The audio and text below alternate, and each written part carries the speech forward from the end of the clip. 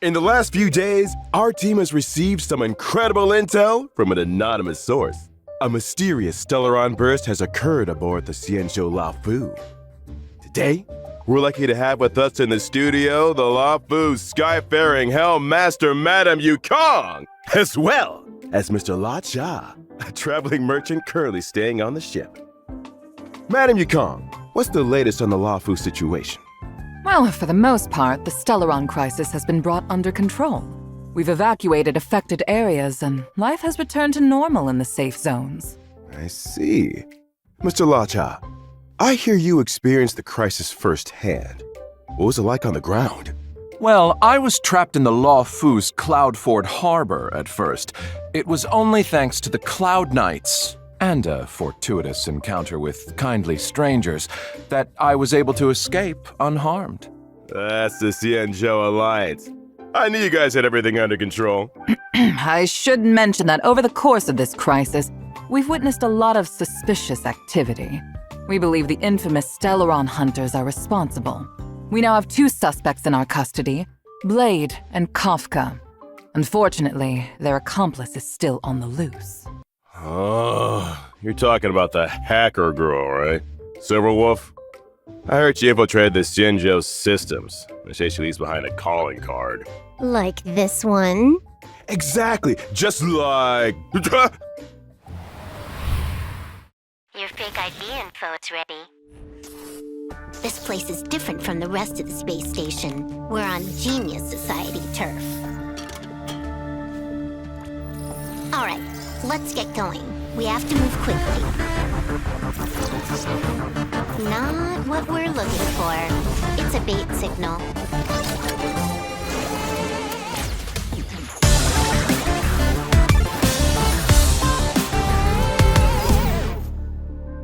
You can challenge the space station. But challenge me? Good luck. Welcome to Billabog's History and Culture Museum. As you can see, the interior looks brand new. But we're in a bit of a bind. Our exhibit was stolen.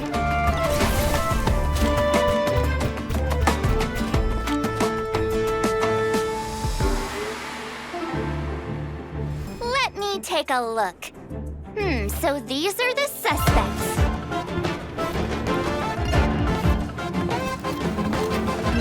Let's settle this. Enough talk. Have at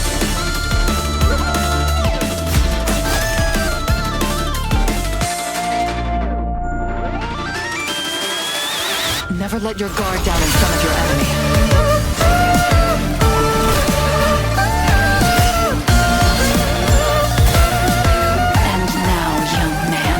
Allow me to give you a dignified end.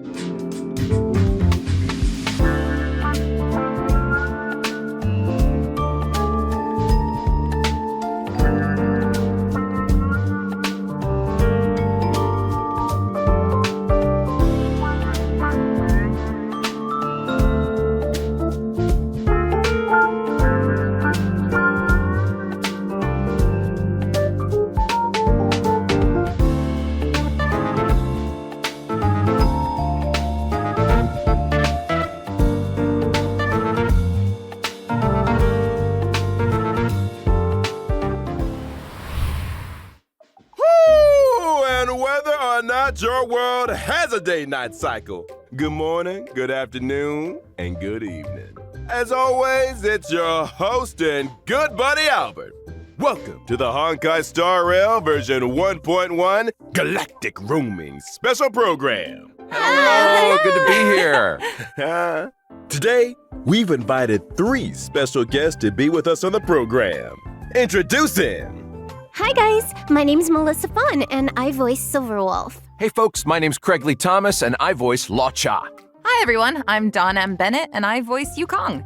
Pleasure to have you with us. And now, without further ado, let's get straight into Honkai Star Rail version 1.1. What's new, Craig? Well, judging from the trailer we just saw, it looks like all 3 areas got some updates. Herta Space Station, Bellabog, and the Xianzhou Lafu. I don't know if you noticed, but Silverwolf got the first bit of screen time. Just saying. Speaking of Silverwolf, I hear our notorious Stellaron Hunter is planning another visit to Genius Society territory soon. Let's take a close look at this little troublemaker. Yeah.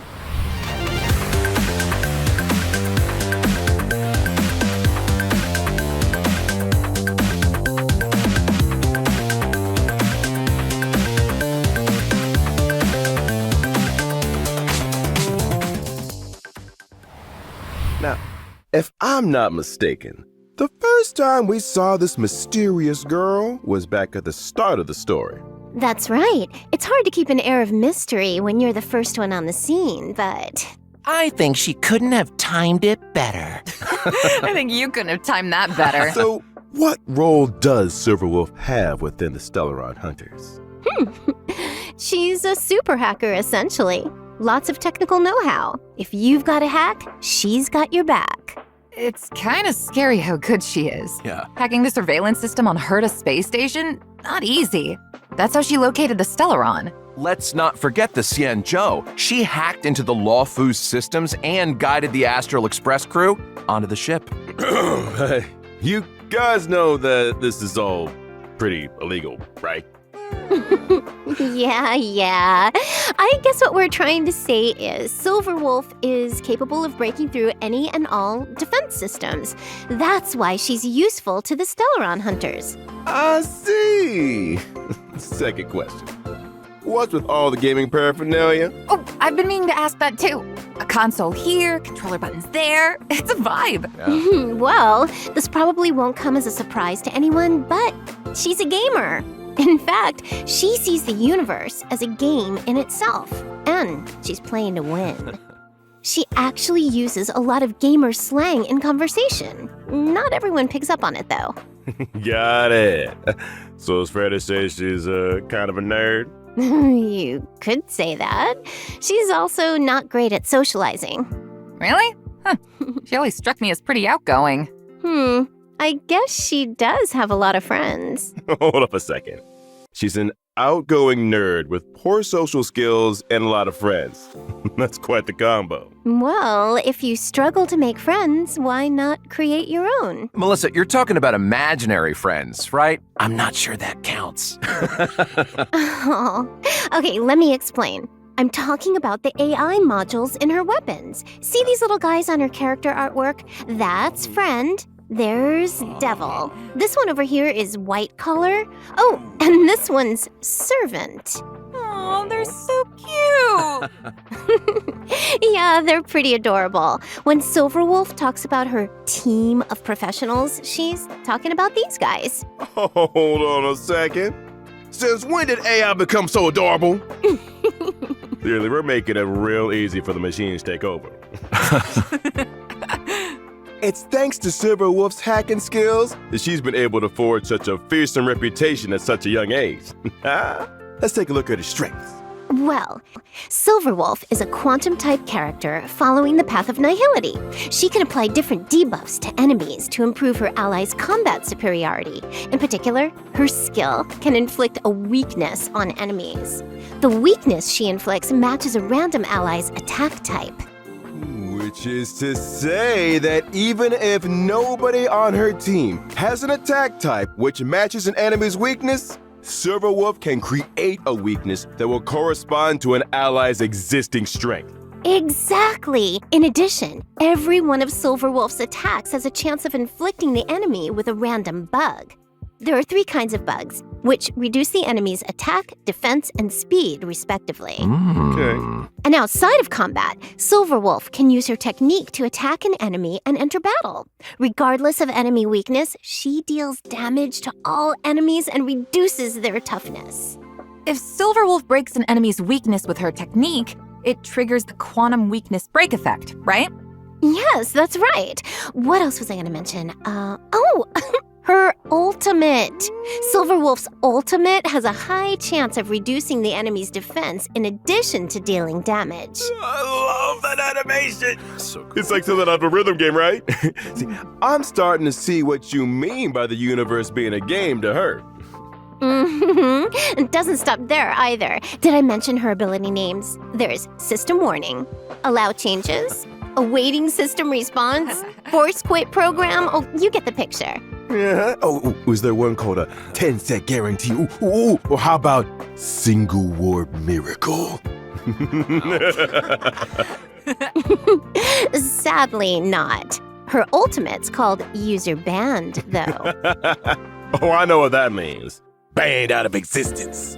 Yeah, I guess the scary ultimate needs a scary name. Well, it's time to move on to the Xianzhou's mysterious visitor. Laocha, the traveling merchant.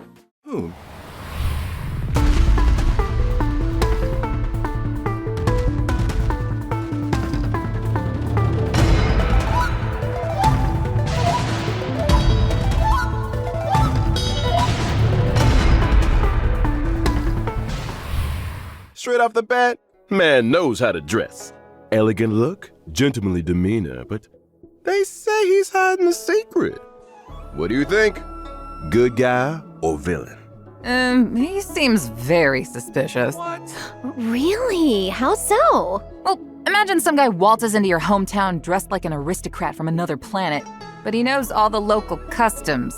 You'd be a little taken aback, right? Hey, I think you're being a little hard on the guy. Some tourists do their research. Well, don't you think his healing abilities are a little mysterious? They came in pretty handy during the Stellaron crisis. Yeah, I mean, if I'm a traveling merchant, I'm gonna want some first aid skills under my belt. Exactly. It's a dangerous career. Career, huh? Are you sure that's how he makes a living? We haven't seen him trade a single thing. Well, I feel like this guy already made his fortune. Maybe traveling merchant is just what super rich tourists like to tell people. Jeez, you guys have an answer for everything. Is this the Laocha fan club or something? Ooh, Yes. let's start one. Yeah. Well, what about the coven he carries around with him? Nothing out of the ordinary there, right? Nope. Yeah, you got me there. Yeah, that's suspicious. I'm not so sure. Everyone needs a conversation starter, right? Especially traveling merchants. Think about it. If you walk past this guy, the coffin's gonna draw your attention, right? You'll probably ask him about it, and before you know it, he sold you a new set of shower curtain rings. You know something? That kind of makes sense. Pretty smart. I see. And if you find people are in need of a few shower curtain rings, I happen upon the finest collection of authentic Xianzhou bathroomware. Beautiful stuff. Low prices, too. Touching the original question here. Is Laocha a good guy or villain? I don't think we have enough information. All right, then. Guess all you trailblazers have to make up your own minds. So, why don't we take a look at his ability? Ooh, now we're talking. Laocha is an imaginary type character following the path of abundance. For a man with medical knowledge, it's not surprising that he's strong on protection. He can offer healing to and dispel debuffs from his allies. For example, Laocha's skill can restore an ally's HP. When the HP of any ally falls below a certain percentage, Laocha uses his skill on them without consuming any skill points. This effect can be triggered again after a set number of turns. Emergency healing, huh? Important for team survival. Sure is. After unlocking a special trace, using Laocha's skill also dispels a debuff from an ally. Huh. Using Laocha's ultimate, Death Wish, dispels one buff from and deals imaginary damage to all enemies. In other words, if you've got an enemy that's always buffing themselves or debuffing your allies, Laocha has an important role to play. Precisely. And here's something else. Every time Law Cha uses his skill or ultimate, he grants himself 1 stack of Abyss Flower. Now, when the Abyss Flower reaches a certain number of stacks, Law Cha deploys a field against the enemy, which lasts for a set number of turns. When the field is active, allies recover a set amount of HP whenever they make an attack. And that's not all. After unlocking a special trace, attacks against enemies in the field can restore ally HP. Cool, it's like a force field of healing. During exploration, when Law Cha uses his technique Mercy of a Fool, his field will be immediately generated at the start of the next battle. Sheesh. Mr. La Cha. Mysterious origins and extraordinary skills.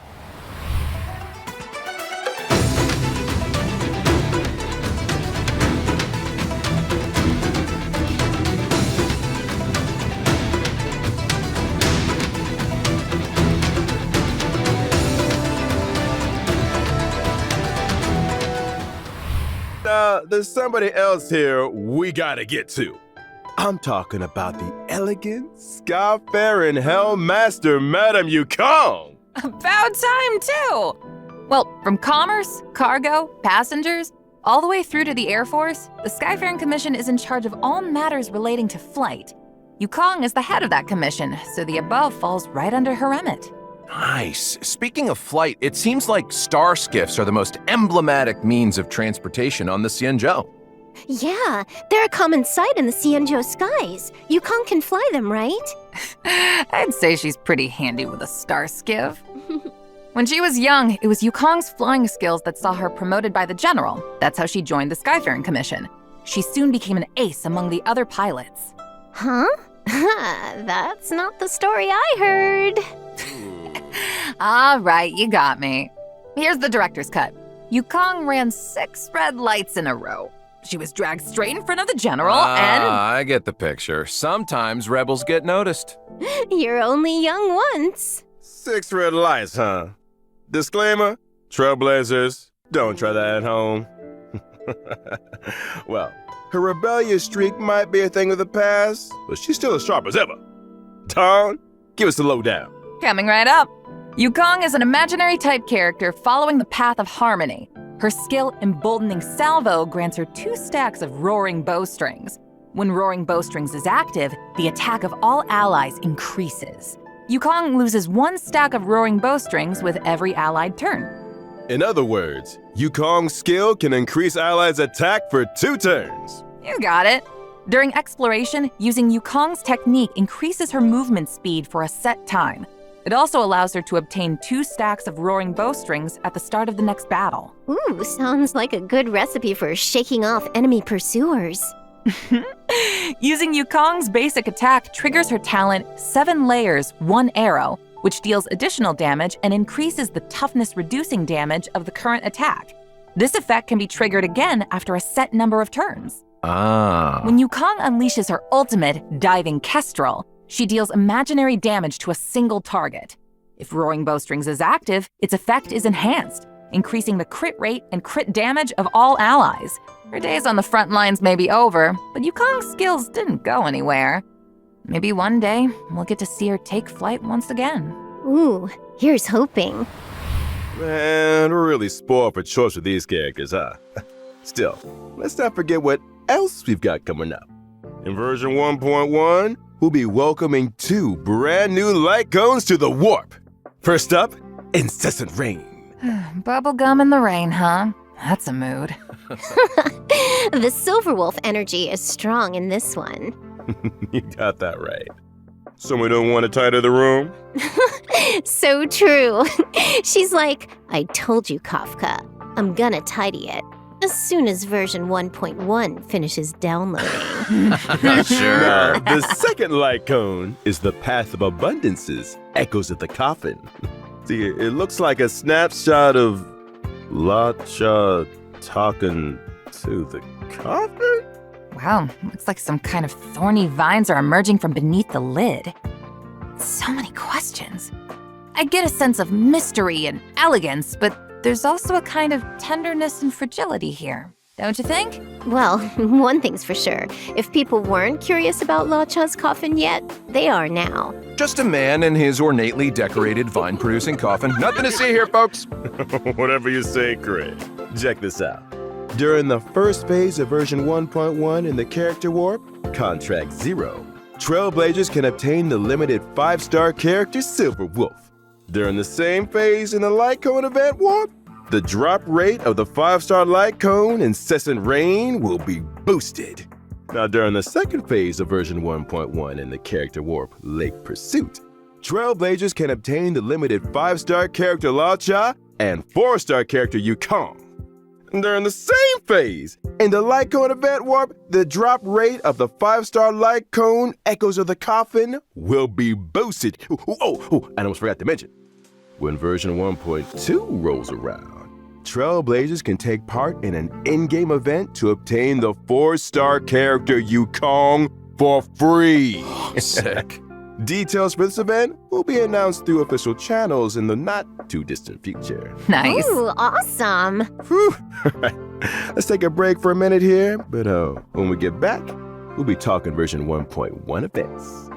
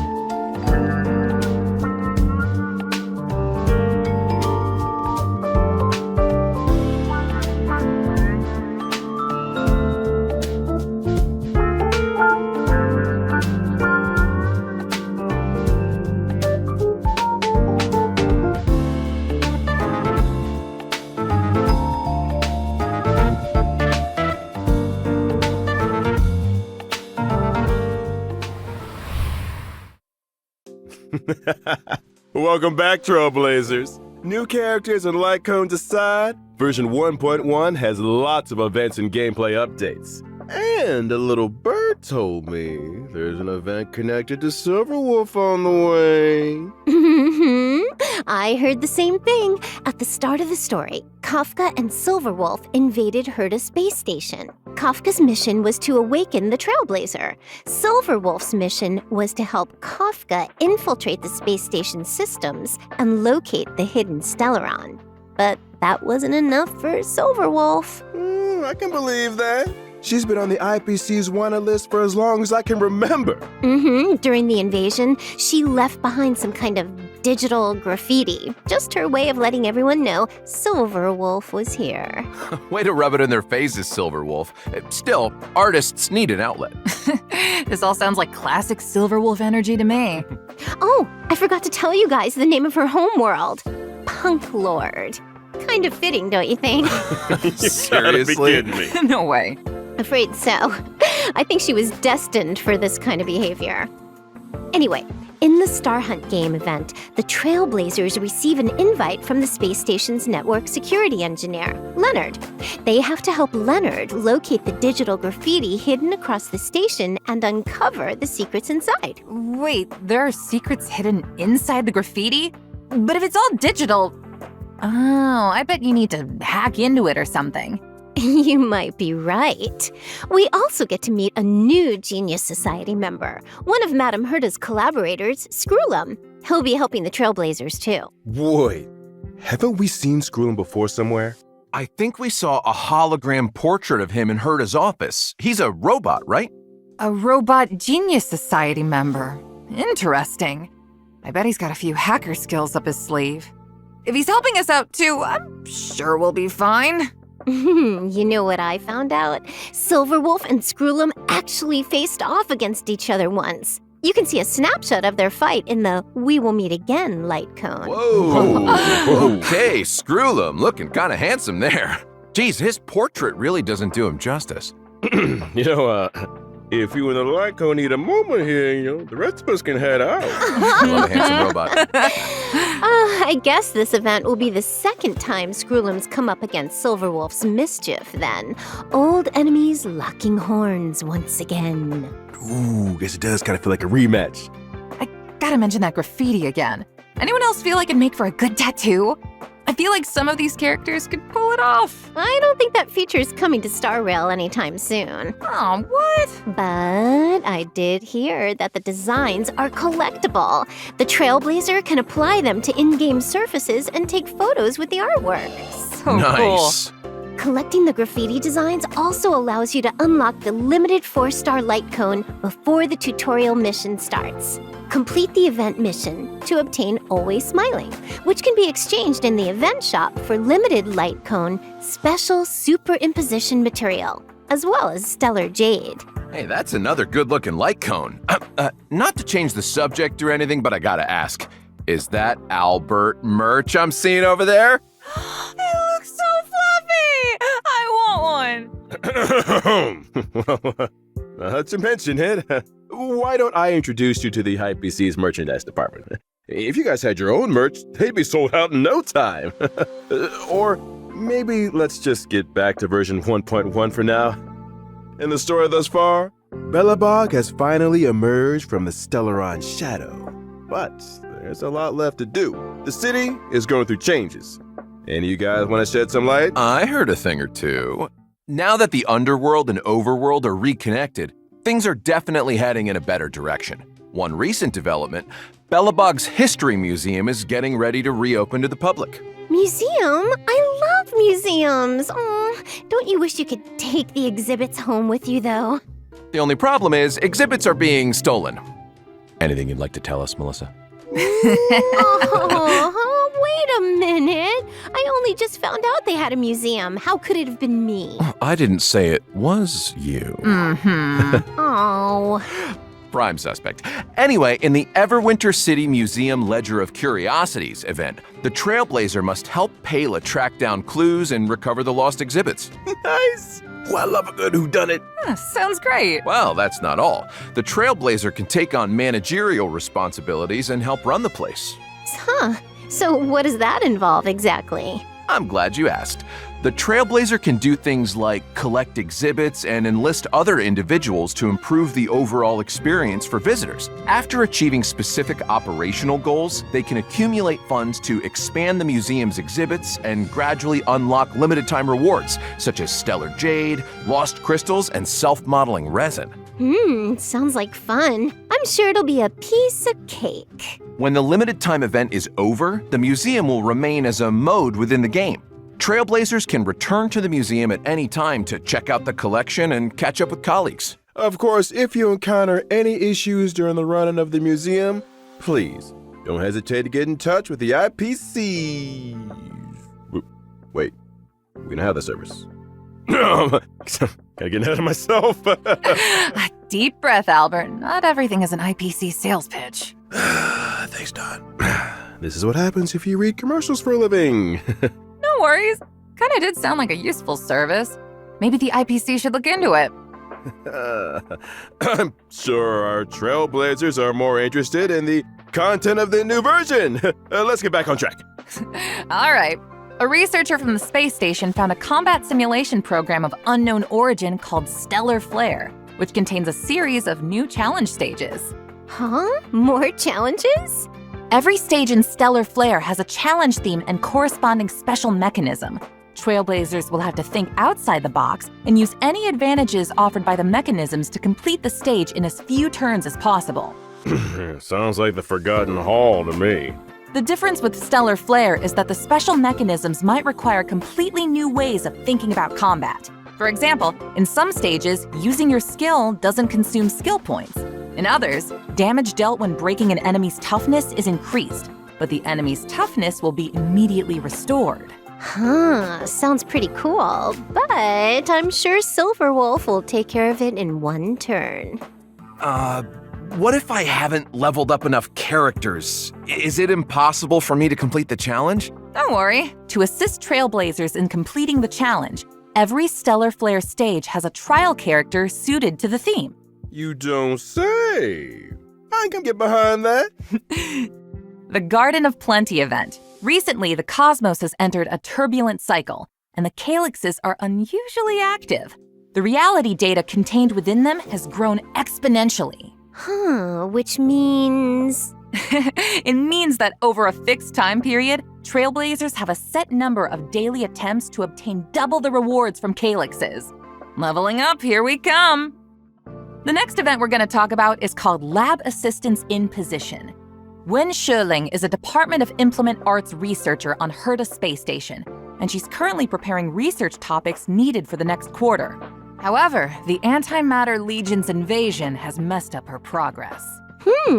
As a result, Wen Shuling has asked the Trailblazer to help her collect monster materials for use in her research topic. If the Trailblazer collects and submits the experimental materials required on a given day, they can receive corresponding rewards. I got a question, Dawn. Fire away.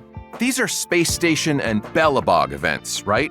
Aren't there any events or missions on the Xianzhou Luofu? You beat me to it. Oh. That's exactly what I was about to bring up.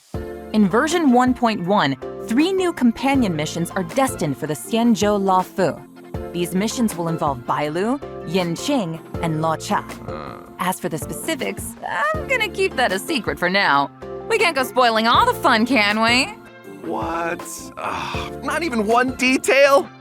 Come on, Don. Can you give us a little something? We're on the edge of our seats here. Yeah, come on, Don. All right. Do you guys remember the girl with the blindfold in the opening trailer? And now, young man, allow me to give you a dignified end. I was wondering who she was. Well, all I'll say is that she and the Xianzhou have a complicated past. And her appearance on the Xianzhou leads to a dramatic encounter with Cloud Knight Lieutenant Yin Qing. And that's all you're getting. Sorry! Surprises are worth waiting for. I hate waiting. Oh, come on. Nope, I'm afraid that's all you're getting. However, I do have a little info on some other updates. Interested? Sure, I guess. Well, if nobody's that interested, then I suppose I'll just... Of course we're interested. What, are you crazy? Albert, you're interested, right? That's better, good boy. Nicely done, Melissa. The check-in event Gift of Odyssey will also be arriving in version 1.1. For the length of this version, as long as Trailblazers log in for 7 days, they can acquire 10 Star Rail Special Passes. 10 free warps? Nice. Version 1.1 will also see some system updates. When Trailblazers need to obtain leveling materials that only a certain type of enemy can produce, they can instantly teleport to an area where the enemy is present, as well as pinpoint the precise location of the enemy on the map with a marker. Sounds like a real time saver. Wait until you hear this. Once the enemy in question is defeated, the marker will automatically move to the location of the next enemy. After all marked enemies on a map have been defeated, Trailblazers can continue to pinpoint enemies on other maps. This process can be repeated until all daily respawn enemies of a certain type have been defeated. Oh, that's a lifesaver.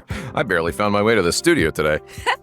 There's also a small combat surprise in store. During combat, trotters that have lost their way may randomly enter battle. As long as the trotter is defeated before it manages to flee, additional leveling materials can be obtained. Enemy geolocation and additional material opportunities? Devs, I owe you one. Last but not least, in order to help Trailblazers stay in touch, version 1.1 also has a friend chat function. So you mean, aside from helping friends through Support Assist, we can send them messages too? You got it. Doesn't matter if they're old companions or new acquaintances. That's the spirit of trailblazing right there. Oh, hey, Albert, what's your account? Let me add you. What? I need to add you. You can be my personal IPC customer service. What do you think? Say Lou. Hey, don't get any ideas because I nearly made up a service that doesn't exist. So you don't want to add me? Guess I'll just have to hack you. Wait a minute. We can negotiate. Yeah, I'm gonna need those account details too. Count me in. Sorry to jump on the bandwagon here, Albert, but you're a celebrity anchor for the IPC. Everyone wants to be your friend.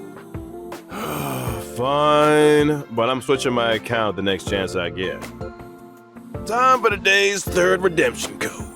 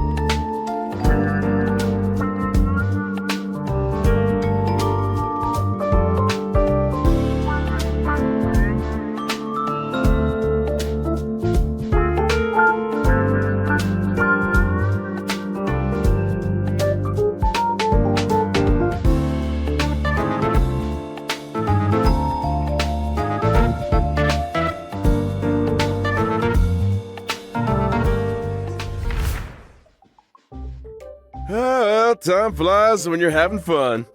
Looks like our special program is coming to an end. Oh, darn. But as the first guest on the program, you guys got any thoughts, reflections, complaints? Oh, it's been an honor to be on the show, Albert. I gotta say, we covered a lot of ground. Now I'm even more excited for the updates. Fingers crossed I get Silverwolf. Yeah, seriously, same. Greg, how you feeling? I feel like I've got more questions than I came in with. What new directions will Lacha take the story in? Who's stealing exhibits from the museum? And what about those companion missions? Guess we'll have to find out the answers in-game. Yeah. For real. As for me, well, I'm pleasantly surprised. I'd seen a lot of Yukong up to now, but this was the first time I got to understand her moves and role on the battlefield. She's so cool. I kinda wanna be her. Then again, I guess I kinda am her. I had to double check there for a second, huh?